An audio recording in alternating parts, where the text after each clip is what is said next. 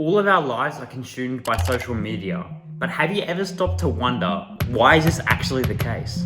Well, today I'm going over the 4 levels of psychological tactics the social media platforms use to keep you hooked, including the surface level one, the primal one, and their fundamental psychological trick that is programming us all. And if you don't know about it, you'll never have a shot at escaping the matrix. Is he even relevant anymore? Starting with level 1, surface level. So here, I've got 4 glasses of different drinks for you. If you drink from the milk glass, that signals to me that you like milk. So I go on and refill that glass. But since the coffee over there is just gathering dust, I take it away and replace it with more glasses of milk. Like, if the coffee isn't being consumed, but is taking up space, there's no point in me keeping it there, is there? Your social media feed is the exact same thing. And the algorithm is the waiter, whose purpose is to dish out the content that you will like the best. If it sees you engaging with sports content, it will give you more sports content, while it ditches other topics that you don't engage with. This personalized experience is designed to constantly spark emotional reactions, because that's the kind of thing that keeps people on the platform the longest. Eventually, this gets to a point where your feed is so incredibly personalized that your session times will jump up to more than an hour at a time. And that's the first hack that the social media platforms use to hook you, but it's nowhere near as effective as this second tactic, which takes advantage of primal human needs. When you come across a video, what do you find to be the best indicators of its quality? Is it the title? Is it the thumbnail? Is it the topic that the video is about? Well, it's actually none of those. Where the problems actually start is with these 3 buttons right here. When we were back in the hunter-gatherer time, where you fell on the totem pole meant everything to the functioning of that tribe. Without social status, humans wouldn't be able to survive. Do you mind? Without social status, humans wouldn't have been able to survive because it would have meant that the group wouldn't be able to coordinate. Well, the thing about these social media platforms is that they actually use this mental loophole to hook you. If you came across a video with a bajillion views and the creator who made it had 200 million subscribers, we would all subconsciously believe that they know what they're talking about. A study in 2013 showed that social media users were 30% more likely to trust content from larger creators and view counts.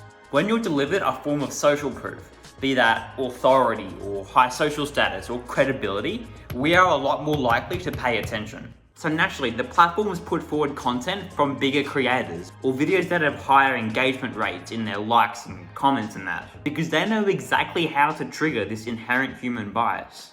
And their next tactic is so good at bending consumers to their will that the average person doesn't even know that it's happening to them. But how? Think about something you don't want to do, but you know you should. A common one is daily exercise, so I'll just go with that. Think about why you don't want to do it. For most people, the real reason is because exercising is just hard. Compare this to pulling out your phone and scrolling social media.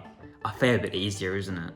When making a decision about whether or not to do something, our brain weighs up the effort versus the reward. We are naturally lazy creatures because back when food and energy were scarce, we would always find ways to try conserve it as much as possible. Like, I will be surprised if you found an activity where the effort was really high, but the rewards were very minimal, and your first answer was to just do it. If you weren't a masochist, the answer would probably instead be a big fat no. But unfortunately for us, human brains evolve a lot slower than technology does. So what this means for social media is that they make desirable actions super easy. Liking, commenting, following, clicking on a video, autoplaying the next video, simply swiping to go to the next video. These are all actions that contribute to the platform's goal to keep you hooked. Conversely, they'll make it a lot harder to do stuff that will loosen their control over your watch times. On almost every platform, they bury the privacy and count deactivation options deep in the settings menu. Most of them even have emails turned on as a default, meaning that you have to take active and tedious steps to turn them off. Most people in this situation, yes, I'm looking at you, will eventually give up and say, I'll just do it later. And that's when you know they've won. Trust me, I've been there too. If that last section made you feel bad, just wait until I show you the 4th level, which is the most outrageous and effective way that the social media companies hook innocent people. And it's so good that none of the company's officials even let their own kids use the products. Look, for this section, I'm not gonna even use a metaphor or a story or anything like that. I'm just gonna put it to you straight. When I show you this word, what immediately comes to mind? When I see it, I immediately think of life savings going to waste, having nothing good in their lives, all that grimy, juicy stuff. It's pretty obvious that gamblers take a lot of risk, but this feeling of risk and anticipation is the main reason why a lot of them play. But the thing is, when we scroll social media, we fall prey to those exact same desires. When you come across a video you enjoy, your brain gets a shot of dopamine and you want to keep going.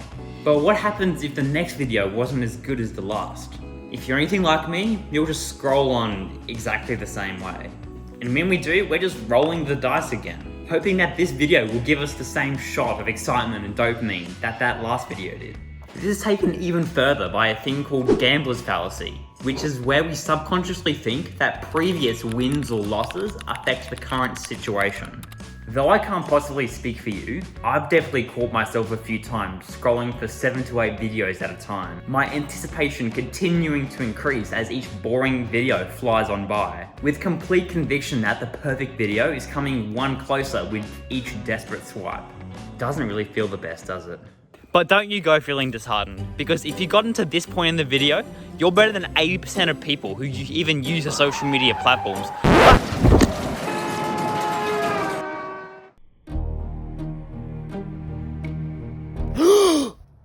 If you're still annoyed about how social media has hooked you, go take a look at this video to claim back your decision-making power and avoid regret on your decisions. Also, I guess stuck in a different dimension, so have fun with that.